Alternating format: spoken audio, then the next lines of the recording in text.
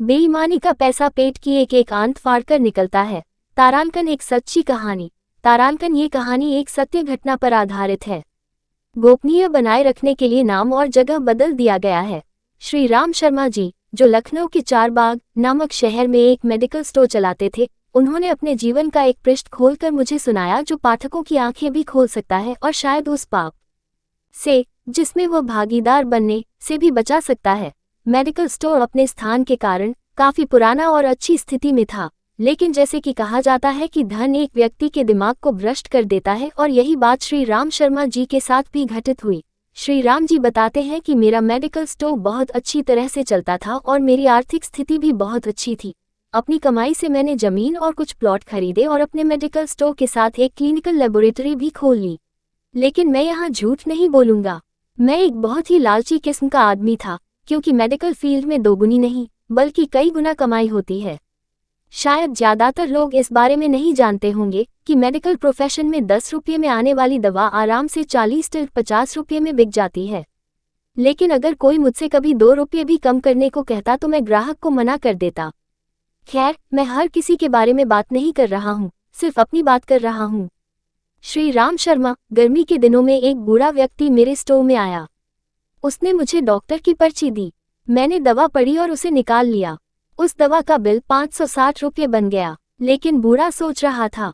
उसने अपनी सारी जेब खाली कर दी, लेकिन उसके पास कुल 180 रुपये थे।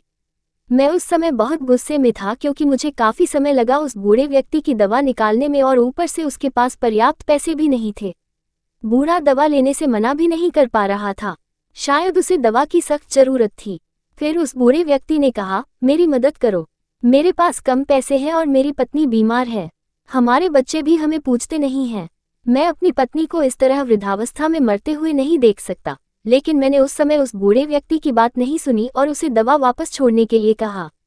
यहाँ पर मैं एक बात कहना चाहूँगा कि वास्तव में उस बूढ़े व्यक्ति की दवा की कुल राशि 120 रुपये ही बनती थी। अगर मैंने उससे 150 रुपये भी ले लिए होते तो भी मुझे 30 रुपये का मुनाफा ही होता। लेकिन मेरे लालच ने उस बूढ़े लाचार व्यक्ति को भी नहीं छोड़ा। फिर मेरी दुकान पर खड़े एक दूसरे ग्राहक ने अपनी जेब से पैसे निकाले और उस बूढ़े आदमी के लिए दवा खरीदी। लेकिन इसका भी मुझ पर कोई असर नहीं हुआ। मैंने पैसे लिए और बूढ़े को दवाई दे दी। वक्त बीतता चला। मेरे इकलौते बेटे को ब्रेन ट्यूमर हो गया। पहले तो हमें पता ही नहीं चला, लेकिन जब पता चला तो बेटा मृत्यु के कगार पर था। पैसा बहता रहा और लड़के की हालत खराब होती गई।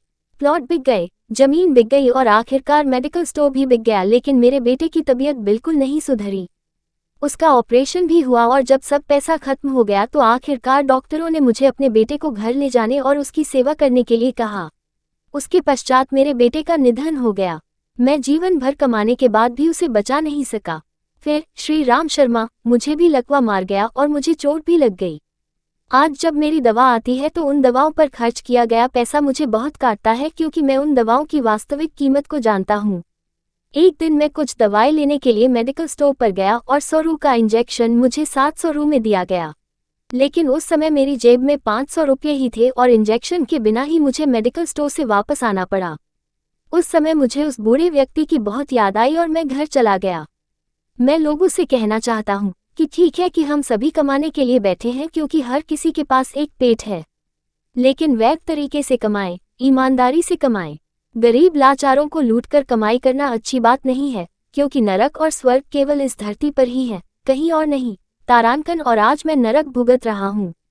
श्री राम शर्मा, पैसा हमेशा मदद नहीं करता, हमेशा ईश्वर के भय से चलो। तारांकन, उसका नियम अटल है, क्योंकि कई बार एक छोटा सा लालच भी हमें बहुत बड़े दुख में धकेल सकता है। दोस्तों, मेरी कहानी कैसी लगी मुझे कमेंट बॉक्स में बताएं और सब्सक्राइब लाइक जरूर करें। धन्यवाद।